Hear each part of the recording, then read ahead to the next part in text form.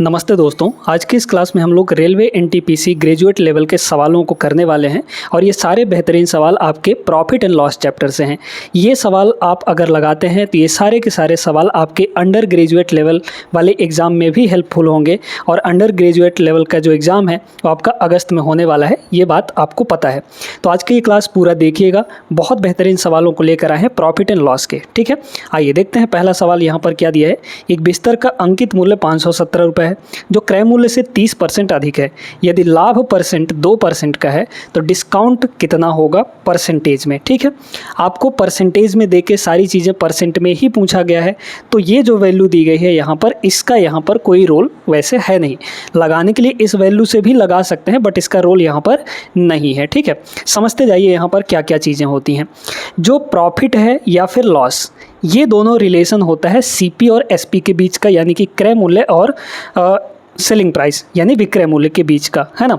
तो यहाँ पर एक हो गया हमारा कॉस्ट प्राइस और दूसरा हो गया यहाँ पर सेलिंग प्राइस, है ना। अगर सेलिंग प्राइस ज़्यादा है सीपी से तो प्रॉफिट होगा, अगर सीपी से कम है सेलिंग प्राइस यानी कि एसपी तो लॉस होगा। ये सारी चीज़ आप लोग जानते हैं।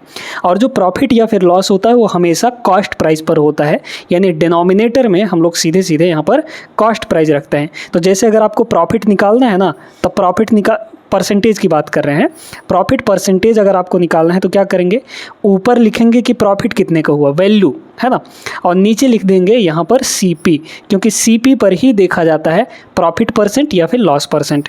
तो यहाँ पर देख लीजिए, अब इसको चूंकि हमें परसेंट में चेंज करना है तो 100% से यहाँ पर मल्टीप्लाई कर देंगे। ये सारी चीज़ें आपको जाननी ज़रूरी है। इसके बाद ऐसे ही अगर हम लोग लॉस परसेंट निकालें तो क्या हो जाएगा, ऊपर हो जाएगा लॉस और प्रॉफिट हो चाहे लॉस हो सीपी पर ही फाइंड किया जाता है, तो डिनोमिनेटर में सीपी रहेगा, कॉस्ट प्राइस यानी क्रय मूल्य, और यहाँ पर हो जाएगा 100%। तो ये तो बात हो गई प्रॉफिट और लॉस की। अब बात करते हैं यहाँ पर कि डिस्काउंट किस पर दिया जाता है। डिस्काउंट दोस्तों हमेशा जो दिया जाता है वो मार्क्ड प्राइस पर दिया जाता है, यानी कि एमपी पर दिया जाता है। तो एमपी से सीपी का जो रिलेशन है, एमपी से एसपी का जो रिलेशन है, एमपी से एसपी का जो रिलेशन है ये हमें देता है यहाँ पर डिस्काउंट। भाई मार्क्ड प्राइस ज़्यादा होता है, सेल कम में करता है। जैसे मान लीजिए किसी सामान का प्राइस जो है वो 500 रुपये है ना, मार्क्ड प्राइस 500 रुपये है। अब उसमें कुछ डिस्काउंट दे के और 400 में बेच दिया, तो डिस्काउंट दिया ना, सेलिंग प्राइस कम हुई, मार्क्ड प्राइस ज़्यादा हुआ, तो वहाँ पे डिस्काउंट मिलता है। तो डिस्काउंट क्या हो जाएगा यहाँ पर, यानी कि डिस्काउंट परसेंट की बात कर रहे हैं। ठीक है, तो ये हो जाएगा ऊपर में डिस्काउंट और नीचे ये वाला होगा यानी कि एमपी मार्क्ड प्राइस होगा, क्योंकि जो डिस्काउंट दिया जाता है वो मार्क्ड प्राइस पर दिया जाता है। अब इसको चूंकि परसेंट में चेंज करना है तो 100% से मल्टीप्लाई कर देंगे। तो ये सारा कुछ यहाँ पर हिसाब किताब है। अब आइए इस सवाल को लगाते हैं, क्या कह रहा है इसमें। देखिए, अंकित मूल्य कितना है, 570 रुपये यानी मार्क्ड प्राइस, क्रय मूल्य से यानी सीपी से 30% अधिक है। अगर हम आपसे कहें कि 30% की फ्रैक्शन वैल्यू कितनी होती है तो 3/10 होती है ना। 30/100 करेंगे तो 3/10 आ जाएगा। इसका मीनिंग ये है, क्रय मूल्य से बोला है तो जिससे कंपैरिजन होती है वो वैल्यू नीचे दिखती है आपको, यानी कि नीचे जो 10 है ये आपका सीपी है, और कौन ज़्यादा है तो अंकित मूल्य ज़्यादा है। कितना ज़्यादा है, 10 से 3 ज़्यादा है, माने कि 30% ज़्यादा है। इसका मीनिंग तो यही हुआ। तो अगर हम यहाँ से देखें तो सीपी कितना हो जाएगा, सीपी और एमपी की अगर बात करें, है ना, तो सीपी आपका 10 यूनिट है ना, और मार्क कितना कर रहा है वो यहाँ पर 10 पर 3 बढ़ा के, यानी कि 10 से 30% बढ़ा के, है ना, अंकित कर दिया। तो कितना अंकित करेगा, 10 पर 3 बढ़ाएंगे तो 13 हो जाएगा। ठीक, अब कह रहा है यदि लाभ प्रतिशत यहाँ पर 2% है तो डिस्काउंट कितना होगा। लाभ परसेंट यहाँ पर दोस्तों 2% का है। ठीक है, बड़े ध्यान से समझिएगा इसको। अब 2% का मतलब क्या होता है, 2% का मतलब 2/100 है ना, फ्रैक्शन में 2/100, तो ये हो गया आपका 2/100। अब ध्यान से देखते जाइएगा, मतलब 100 पर 2 का लाभ, तो समान था यहाँ पर 100 का, यानी कॉस्ट प्राइस 100 का। बताए थे आपको जो प्रॉफिट होता है वो सीपी और एसपी के बीच का रिलेशन होता है। तो यहाँ पर आप सेलिंग प्राइस भी लिख लीजिए। ये जो सारी चीज़ें हैं ये अलग हैं यहाँ पर, है ना, इनको अलग ही रखिएगा। अब बात करते हैं यहाँ पर, देखिए, तो 100 के सामान को 2 के प्रॉफिट पर बेचेगा तो 100 + 2 यानी कि सेलिंग प्राइस कितना हो जाएगा, 102 हो जाएगा। अब देखिए, CP यहाँ पर 100 है, यहाँ SP आपका 102 है, CP यहाँ 10 है, यहाँ मार्क प्राइस आपका 13 है। CP दोनों जगह अलग अलग है तो बराबर कर लीजिए इसको, है ना। तो यहाँ पर ये रेशियो होता है, चूँकि ये 100 है तो इसको भी 100 बना लीजिए, तो एक एक जीरो दोनों साइड चिपका देंगे हम लोग। क्लियर हो गया। तो CP तो हमारा फिक्स हो गया दोनों जगह, मतलब 130 रुपया मार्क करके वो 102 रुपये में बेच रहा है, तो कुछ ना कुछ तो यहाँ पर डिस्काउंट दे रहा है ना, वही डिस्काउंट हमें निकालना है। तो डिस्काउंट कितने का है देख लीजिए, 130 में से 102 घटाएंगे तो 28 आएगा, 28 आएगा, यानी discount divide by marked price. तो मार्क्ड प्राइस कितना है यहाँ पर 130 है, ये हो गया आपका 130, इसको परसेंट में चेंज करना है तो ये हो जाएगा 100% से मल्टीप्लाई। एक सवाल बहुत ध्यान से बहुत अच्छे से हमने आपको समझाया है यहाँ पर, ठीक है।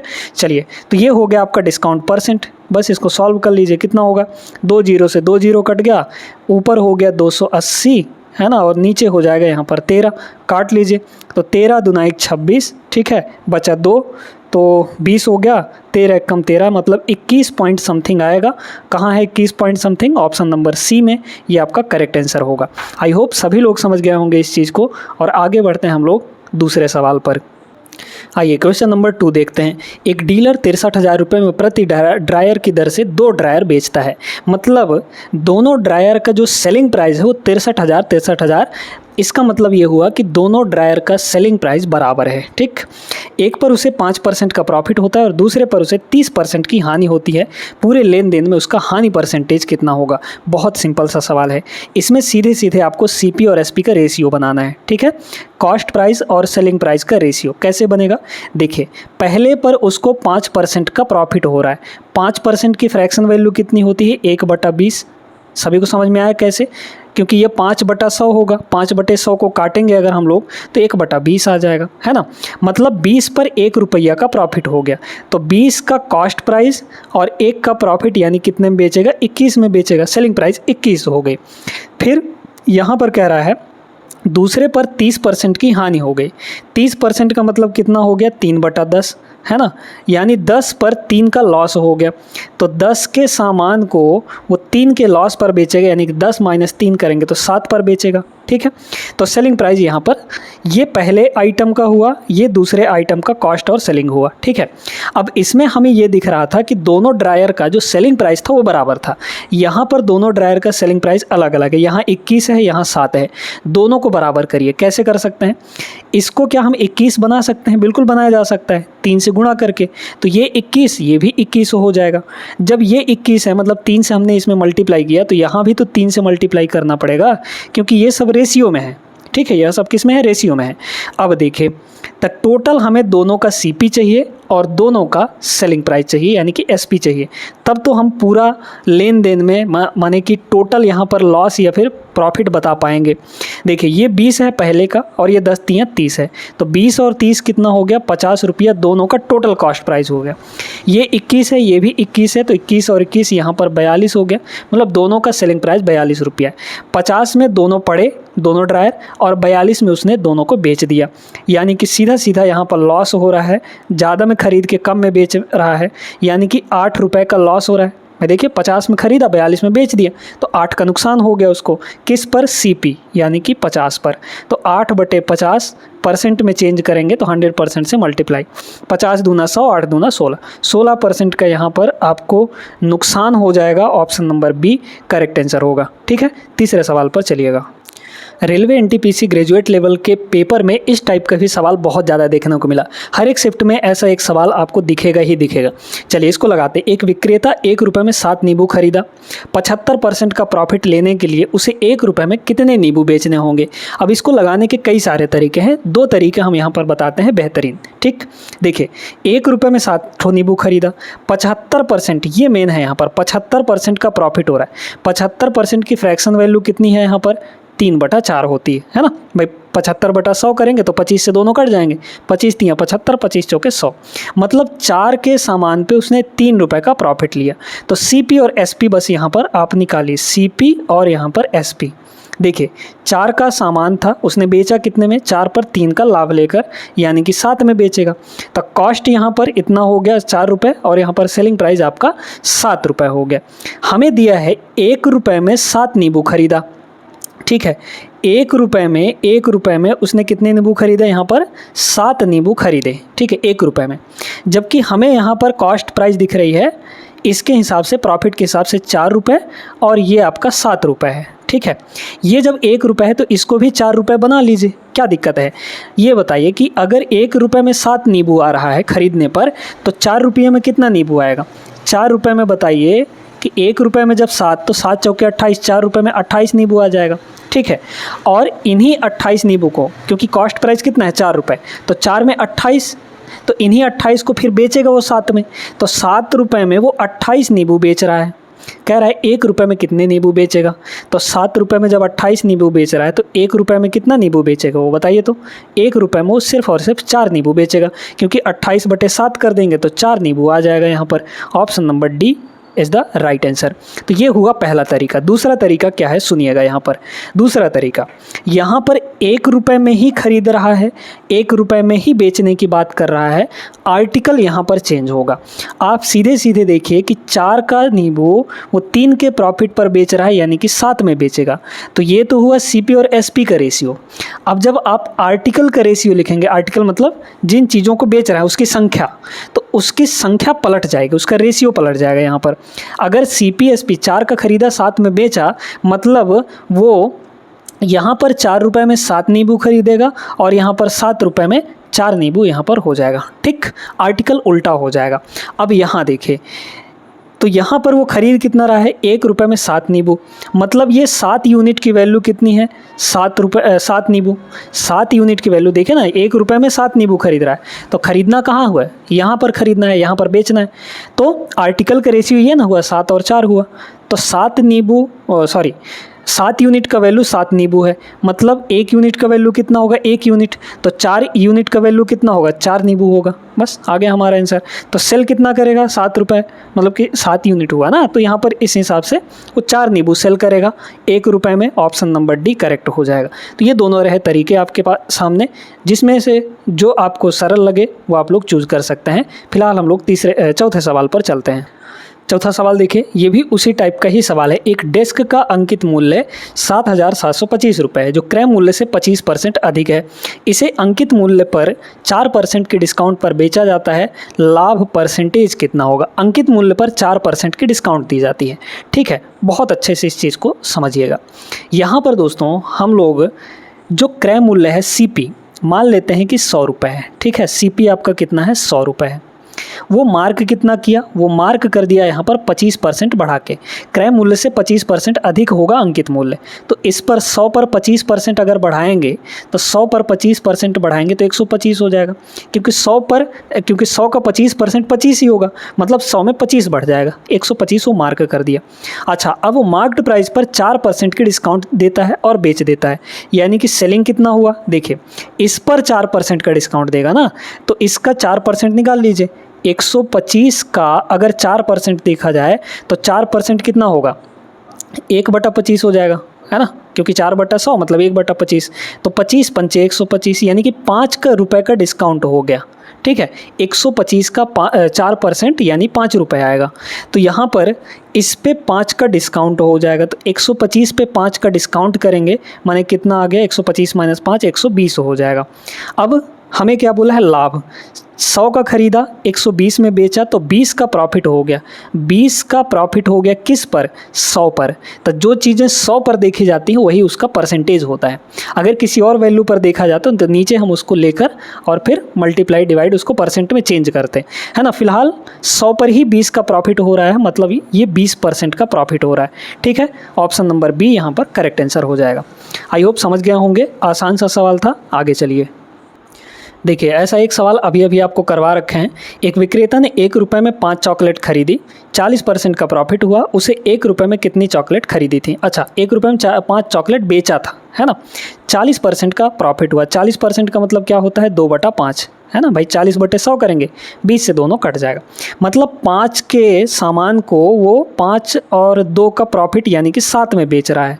तो जब यहाँ पर सीपी और एसपी का रेशियो 5 और 7 है, तो आर्टिकल का रेशियो क्या हो जाएगा? क्योंकि 1 रुपये में ही बेच रहा है और 1 रुपये में खरीदने की बात कर रहा है ना, तो 1 रुपये ही है, मतलब रुपया बराबर है यहाँ पर। तो जब रुपये बराबर होगा तो आर्टिकल का रेशियो उलट जाएगा, मतलब यहाँ पर क्या हो जाएगा 7 और यहाँ पर 5, ठीक है, उल्टा हो जाएगा। दूसरा वाला तरीका बता रहे हैं, पहले वाले तरीके से भी आप लोग लगा सकते हैं। चलिए अब यहाँ पर बेचने की बात कर रहा है तो 1 में 5, तो मतलब 5 चॉकलेट, 5 यूनिट की वैल्यू यहाँ पर 5 है, क्योंकि बेचने की बात कर रहे हैं ना, बेचने वाला इधर है आपका, ये कॉस्ट है और ये सेलिंग है, ठीक ना, इस तरीके से। तो 5 की वैल्यू 5 है, मतलब ये 1 गुना हो रहा है, तो इधर भी 1 गुना हो जाएगा, तो 1 गुना कर दीजिए, मतलब कि 7 यूनिट की वैल्यू 7। तो 1 रुपये में वो कितनी चॉकलेट ख़रीदा होगा, 7 चॉकलेट ख़रीदा होगा। यहाँ पर 7 आया है, चूँकि ऑप्शन नंबर फर्स्ट आंसर हो जाएगा, ठीक है। पहले वाले तरीके से भी आप लोग लगा सकते हैं, आपकी मर्ज़ी है, वो और जल्दी समझ में आता है। ये इसमें थोड़ा आप लोग कंफ्यूज हो सकते हैं, बट वो और अच्छे से समझ में आता है पहला वाला तरीका जो हमने बताया था, ठीक है ना। फिलहाल हम लोग आगे चलते हैं। दोस्तों इस सवाल को समझने के लिए एक बेहतरीन कॉन्सेप्ट आपको बताते हैं। कॉन्सेप्ट क्या है, यहाँ पर समझिए, इस चीज़ को ध्यान से समझना है। मान लीजिए कि किसी भी चीज़ का, किसी भी आइटम का जो कॉस्ट प्राइस है वो 200 रुपये है, ठीक है। बहुत ध्यान से, बहुत गौर से समझिएगा इस चीज़ को। अगर आप ये चीज़ समझ गए ना तो ये सवाल हलवा बन जाएगा। देखिए कॉस्ट प्राइस मान लीजिए कि 100 रुपये है, ठीक। हमने यहाँ पर इसको बेचा मान लीजिए 300 रुपये में, ठीक। तो कुछ प्रॉफिट होगा, है ना। प्रॉफिट कितना है यहाँ पर इस केस में, तो प्रॉफिट यहाँ पर 100 रुपये का है, क्योंकि 200 का ख़रीदा और 300 में बेचा, तो 100 रुपये का यहाँ पर प्रॉफिट हो गया। अब यहाँ पर हम इसकी जो सेलिंग प्राइस है वो बढ़ा रहे हैं। मान लीजिए कि हमने यहाँ पर जो सेलिंग प्राइस है 300 रुपये में ना बेच के हम यहाँ पर जो इसकी सेलिंग प्राइस है वो 500 रुपये कर देते हैं, ठीक है। ध्यान से देखते जाइएगा, 500 रुपये कर देते हैं। तो हमारा जो सेलिंग प्राइस बढ़ा वो कितना बढ़ा, यहाँ पर सेलिंग प्राइस देख लीजिए 200 रुपये बढ़ा, ठीक है। सेलिंग प्राइस हमारा कितना बढ़ा, 200 रुपये बढ़ा। अब देखते हैं कि इस केस में प्रॉफिट कितना मिलेगा। तो 200 का सामान था और बेचा कितने में, वो 500 रुपये में, यानी कि प्रॉफिट कितने का हो गया, प्रॉफिट कितने का हो गया, यहाँ पर 300 का प्रॉफिट हो गया। तो ये बताइए यहाँ पर कि अगर हम पहले वाला पुराना प्रॉफिट देखें और आपका प्रॉफिट देखें तो इन दोनों प्रॉफिट में अंतर कितने का है। इन दोनों प्रॉफिट में सीधे सीधे 200 का डिफरेंस है। तो यहाँ पर जो प्रॉफिट का डिफरेंस है वही यहाँ पर सेलिंग प्राइस के डिफरेंस के बराबर है। देख पा रहे हैं, 200 200। ऐसा इसलिए हुआ क्योंकि जो कॉस्ट प्राइस होता है वो फिक्स होता है। जितना ज़्यादा हम सेलिंग प्राइस बढ़ाते जाएंगे उसी के हिसाब से हमारा प्रॉफिट भी बढ़ता जाएगा। अगर हम 5 रुपये सेलिंग प्राइस बढ़ाएंगे तो हमारा प्रॉफिट भी 5 रुपया बढ़ जाएगा। हम 10 रुपये सेलिंग प्राइस बढ़ाएंगे तो 10 रुपये प्रॉफिट बढ़ेगा, क्योंकि कॉस्ट तो फिक्स होता है ना, वो चीज़ फिक्स होती है। तो इसका सीधा अर्थ ये हुआ कि जितना सेलिंग प्राइस बढ़ेगा उतना आपका प्रॉफिट बढ़ जाएगा, बस इतना है। तो सेलिंग प्राइस में difference is equal to profit में डिफरेंस। इतनी बात आप लोग समझ गए होंगे। अब इस सवाल को लगाने के लिए आप रेडी हैं। यदि किसी विस्तर का विक्रय मूल्य प्रारंभिक मूल्य का 2 गुना है तो लाभ प्रारंभिक मूल्य से 10 गुना हो जाता है। देखिए यहाँ पर शुरुआती जो सेलिंग प्राइस था वो मान लीजिए कि SP था, ठीक। बाद में कितना कर दिया, 2 गुना, यानी कि 2SP हो गया कि नहीं, SP का डबल 2SP। तो जैसे ही डबल किया तो लाभ जो है प्रॉफिट वो कितना हो गया, 10 गुना हो गया। तो इस केस में प्रॉफिट कितना था, P मान लीजिए, P प्रॉफिट था, है ना। जैसे ही इसका सेलिंग प्राइस डबल हुआ तो सेलिंग प्राइस डबल होने से जो प्रॉफिट है वो 10 गुना हो गया। तो पहले P मिलता था, अब कितना प्रॉफिट मिलेगा, 10 गुना, यानी कि 10P मिलेगा। अभी आपको बताए हैं कि जितना सेलिंग प्राइस में डिफरेंस आएगा वही डिफरेंस आपके प्रॉफिट के डिफरेंस के बराबर होगा। यहाँ से आप लोग समझ गए होंगे कितने का अंतर है। यहाँ पर देख लीजिए 2SP में से 1 SP घटाएंगे तो 1 ही SP बचेगा, इज इक्वल टू इधर देख लीजिए कितने का डिफरेंस है ना, 10 गुना। हाँ चलिए, तो 10P में से 1P घटाएंगे तो यानी कि 9P आ जाएगा कि नहीं, ठीक है।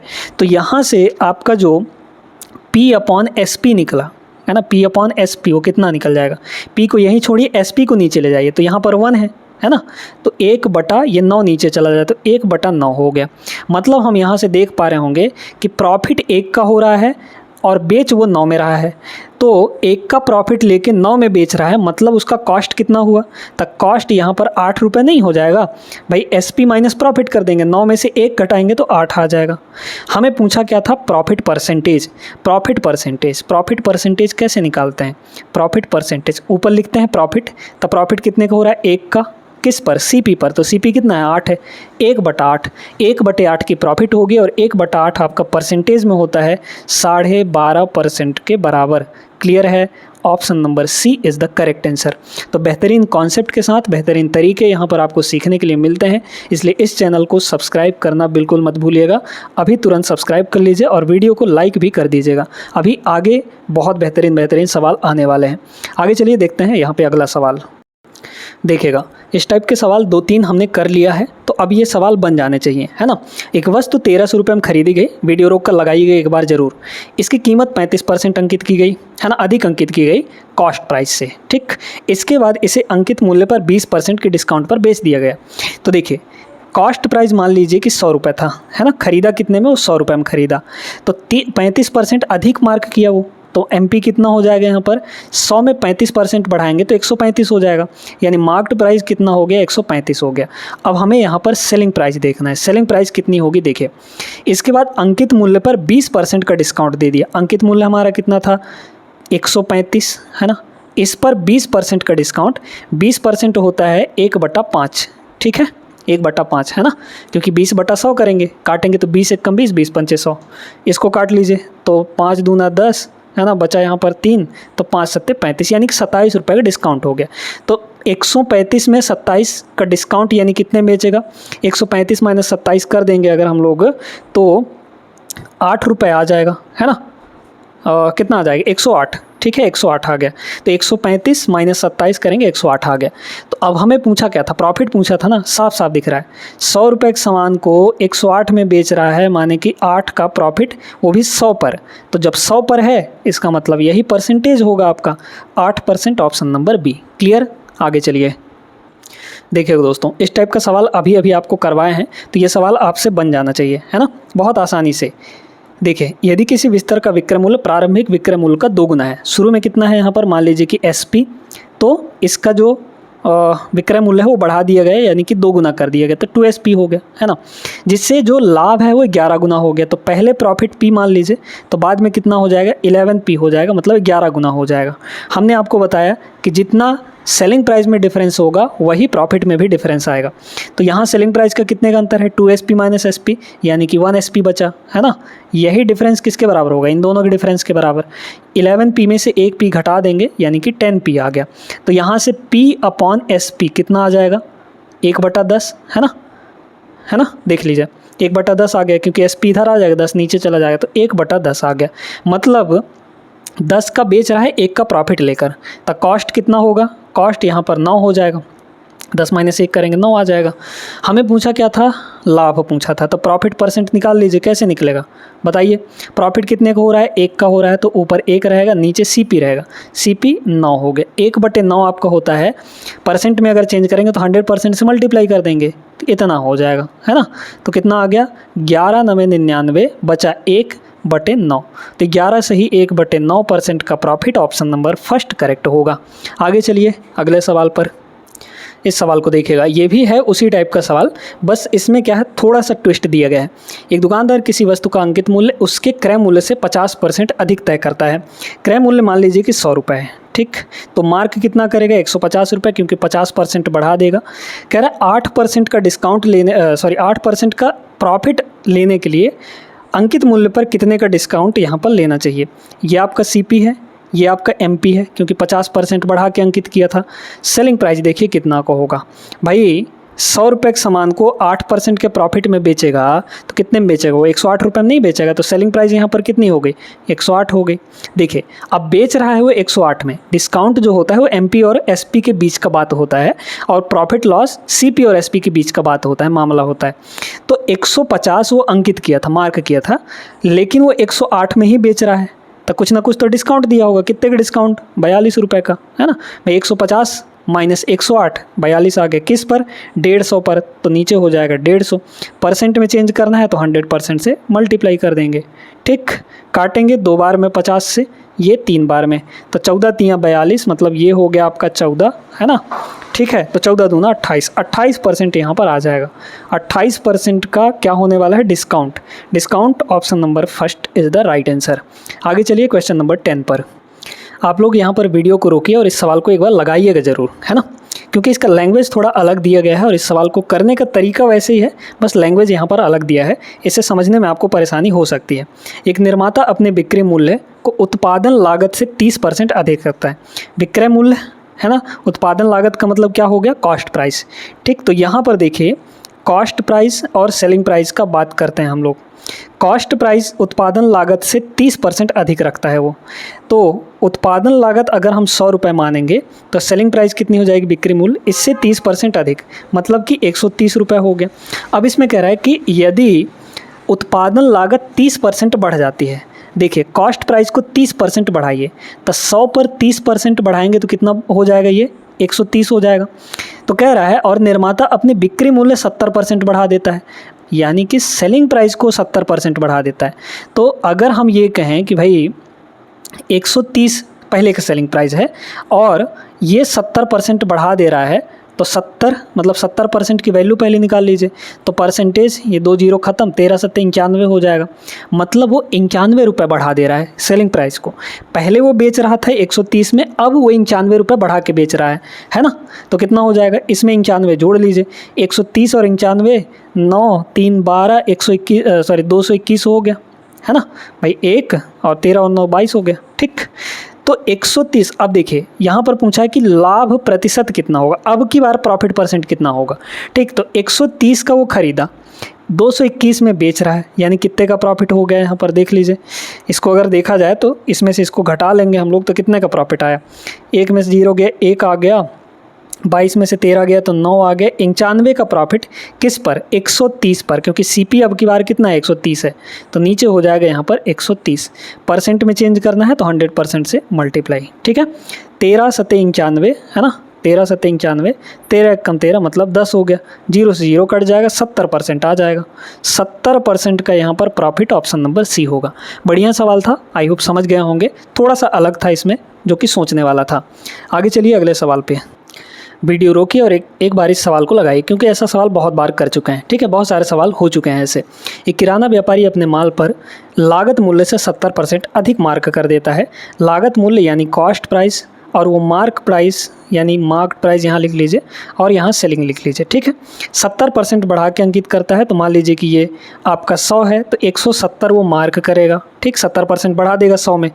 फिर कह रहा है X% की डिस्काउंट देता है, तो यदि उसे 53% का प्रॉफिट होता है, देखिए 100 का खरीद के 53% का लाभ ले रहा है, तो कितने में बेचेगा वो, 53% मतलब 153 में बेचेगा।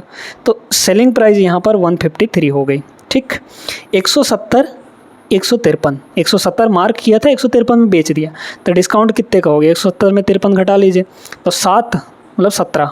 ठीक है, तो 17 आ गया यहाँ पर, 17 का डिस्काउंट 170 पर, तो 170 पर 17 का डिस्काउंट परसेंट में चेंज करेंगे तो सीधे सीधे तो 10% आ गया, क्योंकि ऊपर होगा 1700, 1700 बटे 170 करेंगे तो 10% आ जाएगा। ऑप्शन नंबर डी, आसान सा सवाल था। आगे चलिए इस सवाल को देखिएगा। इस सवाल को थोड़ा सा अलग बनाने का प्रयास किया गया है, लेकिन अलग है नहीं, बन जाएगा। एक खुदरा विक्रेता रिटेलर अंकित मूल्य पर 10% की छूट दे देता है। ठीक, 35% का प्रॉफिट लेने के लिए उस वस्तु पर कितना मूल्य अंकित किया जाना चाहिए जिससे उसका क्रय मूल्य जिसका क्रय मूल्य इतना है। ठीक है, बड़े गौर से समझिए, यहाँ पर 35% का डिस्काउंट 35% का प्रॉफिट और यहाँ पर 10% की छूट है ना। तो पहले प्रॉफिट के बारे में बात करते हैं। तो कॉस्ट प्राइस यहाँ पर कितना है, कॉस्ट प्राइस देख लीजिए, एक सेकंड, हाँ ठीक है, CP और SP है ना, CP और SP और यहाँ पर लिख लीजिए MP। ठीक है, देखिए 35% का लाभ यानी कि 100 का सामान कितने में बेचेगा, 135 में, है ना।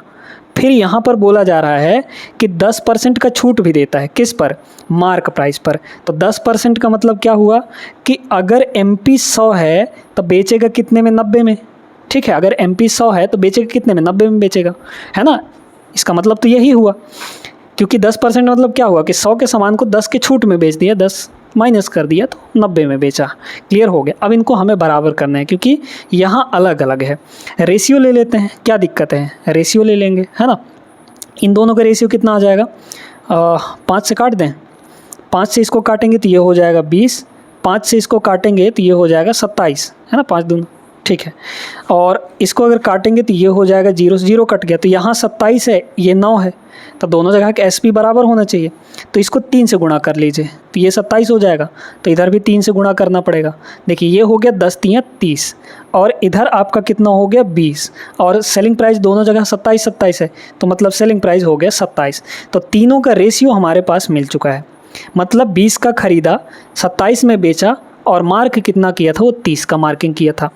क्रय मूल्य कितना है 626, तो CP ये जो 626 है ये 20 यूनिट की वैल्यू है, यहाँ पर कितना है 626, ठीक है।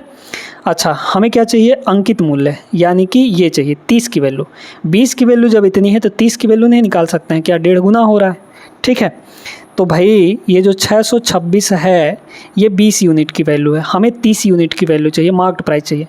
0 से 0 कट गया, 2 है ना, 2 से काट लेंगे, कितना हो जाएगा 3 1 3 मल्टीप्लाई यहाँ पर 3, तो ये हो गया 9 3 9 939। ऑप्शन नंबर C करेक्ट होगा।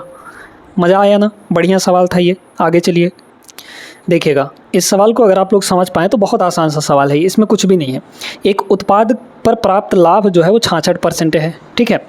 कह रहा है यदि क्रय मूल्य और विक्रय मूल्य दोनों आंकड़ों को परस्पर बदल दिया जाए तो बिक्री पर होने वाला हानि परसेंटेज कितना होगा, ठीक है। देखिए यहाँ पर कॉस्ट कितना था, देखिए कॉस्ट मान लीजिए कि 100, तो बेचेगा कितने में, 66% का लाभ लेगा, यानी कि 166 में बेचेगा, ठीक है। अब इसमें ये कह रहा है कि ये तो कॉस्ट था और ये आपका सेलिंग था, इन दोनों को बदल दीजिए, मतलब कि कॉस्ट कर दीजिए 166 और सेलिंग कर दीजिए यहाँ पर 100, है ना, पलट देना है आपको। तो जैसे ही ऐसा करेंगे तो भाई उसको लॉस होने लगेगा, अभी तक प्रॉफिट हो रहा है, अब लॉस होगा, क्योंकि 166 का सामान 100 में बेच रहा है, मतलब 66 रुपये का यहाँ पर 66 रुपये का यहाँ पर क्या हुआ, लॉस हो गया, किस पर, CP पर। तो CP अब की बार यहाँ पर 166 हो जाएगा। इसको मतलब किस में कन्वर्ट कर लें, है ना, परसेंटेज में कन्वर्ट करेंगे तो 100% से यहाँ पर मल्टीप्लाई। देखिए यहाँ पर डिजिटल सम वगैरह कुछ भी नहीं लगा सकते, क्यों, क्योंकि यहाँ पर आपको अप्रॉक्सीमेट वैल्यू निकालनी है, ठीक है, अप्रॉक्स वैल्यू निकालनी है, तो ऐसे में डिजिटल सम मत लगाइएगा, गलत हो जाएगा। इसको देखते हैं। अच्छा ये क्या हुआ, तो यहाँ पर हम लोग देखिए 41 है, ये 38 है, अच्छा ये बहुत पास दिए गए हैं ना, तो इसलिए इसको एग्जैक्ट करना पड़ेगा। 2 से काट लीजिए या फिर 3 से, 6 6 12, 3 से 2 से कटेगा, 2 से इसको काटेंगे कितना हो जाएगा 33, है ना, 2 से इसको काटेंगे 2 8 16, और ये हो जाएगा 83। अब तो नहीं ना कटेगा, नहीं कटेगा, तो ऊपर हो गया 3300, है ना, ऊपर हो गया 3300, यहाँ पर कितना हो जाएगा 3300, और इसको डिवाइड करना है 83 से, तो यहाँ पर 83 से डिवाइड कर लीजिए। तो पहली बार तो 3 बार जाएगा, है ना, 8 3 24 240, 8 चौके 32, 3 चौके 12, तो कितना हो जाएगा 8 चौके 32 मतलब 320 हो गया, और 3 चौके 12 तो 332 हो जाएगा, मतलब 3 ही बार जाएगा, ठीक है, 3 बार जाएगा, तो 3 तियाँ हो गया 9 और 3 अट्ठे 24, मतलब 249। ये 1 हुआ, यहाँ 12 में से 4 गया तो ये हो जाएगा 8, ठीक है, 81 रुपये बचा यहाँ पर, ठीक है। फिर ऊपर से आ गया ये आपका, कितनी बार जाएगा 9 बार जाएगा, क्या 9 बार करके देख लेते हैं। अगर 9 बार जाएगा तो फिर ये आंसर होगा, 8 बार जाएगा तो इनमें से कोई एक आंसर होगा। अगर 9 बार जाएगा तो 9 तियाँ 27 मतलब 7, 9 अट्ठे 72, 72 और 7 79 हो जाएगा आपका, ठीक है, इतना हो गया भाई। देखिए ना 9 तियाँ 27, एक सेकंड इतना नहीं होगा, है ना, यहाँ देखिए 9 तियाँ 27 का 7 हासिल 2 हो गया आपका, है ना, और 9 अट्ठे 72, 72 2 आपका 74 हो जाएगा, यहाँ पर 747 हो गया। तो एक बार और जाएगा क्या, नहीं जाएगा, नहीं जाएगा भाई ये, ठीक है, 747, तो मतलब 39 दशमलव कुछ आएगा, ठीक है। तो 39 दशमलव कहाँ है, ऑप्शन नंबर D में है। बाकी 38 दशमलव कुछ आता तो फिर हमको करना पड़ता और आगे बढ़ना पड़ता, है ना। तो फिलहाल ऑप्शन नंबर D इसका करेक्ट आंसर हो जाएगा। आगे चलते हैं, एक सवाल और करते हैं हम लोग इस क्लास के अंदर। देखिए इस सवाल में थोड़ा सा कैलकुलेशन करना पड़ेगा दोस्तों, है ना, कैलकुलेशन वाला सवाल ही है ये। इसको अप्रॉक्सीमेट वैल्यू से नहीं लगा सकते, क्यों नहीं लगा सकते, क्योंकि वैल्यू बहुत पास हैं। यहाँ 855.49, यहाँ 854.79, है ना, यहाँ 856, यहाँ 857, बहुत करीब वैल्यू है, इसलिए कैलकुलेशन इसमें करना पड़ेगा। सचिन ने क्रमशः पहला पेन 630 रुपये में, पहला पेन जो था वो 630 रुपये में ख़रीदा, दूसरा पेन 722 रुपये में ख़रीदा, ठीक है, ध्यान से देखते जाइएगा। यदि वह पहला पेन 70% के लाभ पर बेचता है लेकिन खरीदार कीमत के लिए मोल भाव करता है और उसे कितना 9% की छूट देनी पड़ती है और उसने दूसरा पेन 71% के प्रॉफिट पर बेचा, इस लेन देन में कुल कितना लाभ हुआ? देखिए, मान लीजिए को डिस्काउंट नहीं दे रहा है तो कितना प्रॉफिट होगा? दोनों का पहले निकालिए, क्योंकि वो सिर्फ पहले पेन पर डिस्काउंट दे रहा है ना। तो देखिए, अगर वो डिस्काउंट नहीं देता तो 70% का प्रॉफिट मिलता उसको। तो इस 630 का, क्योंकि पहले का कॉस्ट प्राइस कितना है, खरीदा कितने में? इतने में, तो 70% का यहाँ पर डिस्काउंट निकालिए, तो 70% इसका 70% निकालिए, तो 70% यानी 7/10 है ना। तो कितना हो गया यहाँ पर? देख लीजिए कितना का डिस्काउंट आ गया, 0 0 7 से इसको हम लोग मल्टीप्लाई करेंगे तो 7, देखिए ये कट गया ना, 7 या 21 बचा 2 और 6 7 42, 42 और 2 यहाँ पर 44 हो जाएगा। यहाँ प्रॉफिट मिला 441 रुपये का। अच्छा, दूसरे पेन का कॉस्ट प्राइस ये था, तो दूसरे पेन पे प्रॉफिट मिल रहा है 71%, तो इसका 71% निकाल लीजिए। 71% यानी डिवाइड बाई यहाँ पर 100, तो ये तो पॉइंट में आएगा, है ना, पॉइंट में आएगा। एक काम करते हैं, मल्टीप्लाई कर लेते हैं, ठीक है, मल्टीप्लाई यहाँ पर कर लेते हैं। तो 722 को 71 से मल्टीप्लाई करना है तो कर लीजिए। देखिए, पहले 70 से मल्टीप्लाई कर दीजिए, 70 से मल्टीप्लाई करेंगे कितना हो जाएगा? पहले तो आएगा 0, फिर 7 दूना 14 के 4 हासिल 1, 7 दूना 14 1 15, फिर हासिल 1 7 7 49, 49 1 50, फिर एक बार और गुणा करेंगे, है ना, क्योंकि 70 + 1 होगा, तो 70 से तो हो चुका, एक बार और करेंगे तो 722 और आ जाएगा। यहाँ पर ये हुआ 2 6 2 1 और यहाँ पर 5, डिवाइड बाई 100 भी है तो यहाँ पर पॉइंट लग जाएगा, है ना। यानी इसका जो प्रॉफिट मिला वो 512.62 का प्रॉफिट मिला। अब ये दोनों का टोटल प्रॉफिट हो गया, है ना। लेकिन पहले पेन पे वो 9% की डिस्काउंट भी देता है। तो पहले ये बताइए कि वो बेच कितने में रहा है? 70% का प्रॉफिट लेके बेच रहा है।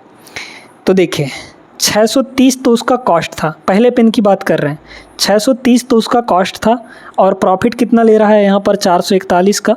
यानी कितने में बेचेगा? अगर वो बेचेगा भी तो यहाँ पर 1 हो गया, 4 और 3 ये हो गया 7, 6 4 10, 1071 में बेचेगा।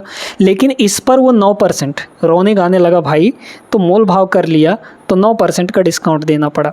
तो इसका 9% पहले निकाल लीजिए, है ना। इसका सीधे सीधे 9 डिवाइड बाई 100 कर देंगे, करिए गुणा, तो 9 इकाई 9, 9 सत्ते 63, तो यहाँ हो गया 63 क्योंकि यहाँ 0 है, तो फिर 9 एकम 9 और डिवाइड बाई यहाँ पर 100 हो गया, मतलब ये हो जाएगा 96.39। इतने का डिस्काउंट दे दिया, तो बेच कितने में रहा था वो? इतने में, है ना, इतने का डिस्काउंट। अच्छा हाँ, ठीक है। तो सीधे सीधे हम ये देखेंगे, अब कुछ नहीं करना, दोनों का ये टोटल प्रॉफिट हो गया, ये और ये पहले पेन का, ये दूसरे पेन का, और इसमें डिस्काउंट को घटा देंगे, यानी कि 96.39 यहाँ पर माइनस हो जाएगा। बस ये करना था आपको। अब इसमें आप लगाइए अप्रॉक्सीमेशन, क्योंकि यहाँ पॉइंट के बाद डबल 0 है। तो देखिए, 0 + 2 यानी कि 2 हुआ, और 2 में 9 घटाएंगे तो 12 में 9 घटाएंगे तो 3 आएगा लास्ट में। पॉइंट के बाद यहाँ पर कुछ आएगा और यहाँ पर 3 आएगा, है ना। डेसिमल के दूसरे डिजिट पर क्या आएगा? 3 आएगा, और 3 कहाँ है? ऑप्शन नंबर डी में। आगे भी करेंगे तो आ जाएगा आंसर। देखिए कैसे, देखते जाइए यहाँ पर, है ना। ये सवाल अच्छे से ही समझा देते हैं। तो कितना हो गया? ठीक है, चलिए इसको देखते हैं, है ना। यहाँ पर कर लेते हैं, कोई दिक्कत नहीं है। यहाँ पर हम लोग देख लेते हैं कि ये हो जाएगा 441, और इसको दोनों को जोड़ देंगे और इसको घटाना है हमें। तो करिए, ये तो 0.62 हो ही गया, है ना, और ये 2 1 3 हो जाएगा, फिर 1 और 4 ये हो गया 5, और 5 और 4 ये हो जाएगा 9। इसमें से हम लोग घटा देंगे 96.39 को, घटाइए, ये हो जाएगा 3, बचा यहाँ 5, 5 में से 3 गया, ये हो जाएगा 2, ठीक है, और 13 में से 6 गया, ये हो गया 7, यहाँ बचा 4, तो 14 में से 9 गया 5 हो जाएगा, और यहाँ 8 बचेगा। मतलब हमारे पास 857.23 कैलकुलेट करेंगे तो यही आएगा। बाकी आप अप्रॉक्सीमेशन लगा सकते हैं इसमें, ठीक है। आई होप ये सवाल समझ में आ गया होगा। बहुत बढ़िया सवाल था, और इस क्लास में हमने 14 सवाल किए हैं। 14 बेहतरीन सवाल हैं ये। आगे के क्लासेस में हम प्रॉफिट एंड लॉस ही लेकर आएंगे, जिसमें 47 शिफ्ट में जितने भी प्रॉफिट एंड लॉस के सवाल पूछे गए हैं वो सारे हम आपको करवाएंगे और बेहतरीन तरीके से करवाएंगे। ठीक है, मिलते हैं फिलहाल अगले क्लास में। ये वीडियो लाइक कर दीजिएगा और चैनल को सब्सक्राइब करना बिल्कुल नहीं भूलना है। इसका जो PDF है वो आपको टेलीग्राम पर मिल जाएगा और लिंक आपको दिया गया है, चाहे तो डिस्क्रिप्शन में चेक कर लीजिए या फिर चैनल पे जब जाएंगे तो वहाँ पर आपको डिस्क्रिप्शन वो टेलीग्राम चैनल का लिंक मिल जाएगा, तो वहाँ से भी आप लोग ज्वाइन कर सकते हैं। वैसे आप डायरेक्टली अगर सर्च करेंगे यहाँ पर अशोक सर मैथ्स तो वो भी आ जाएगा, है ना, कहीं से भी कर सकते हैं, कर लीजिएगा ज्वाइन, अच्छे से आपको PDF वगैरह मिलता रहेगा। मिलते हैं अगले क्लास में, तब तक के लिए जय हिंद।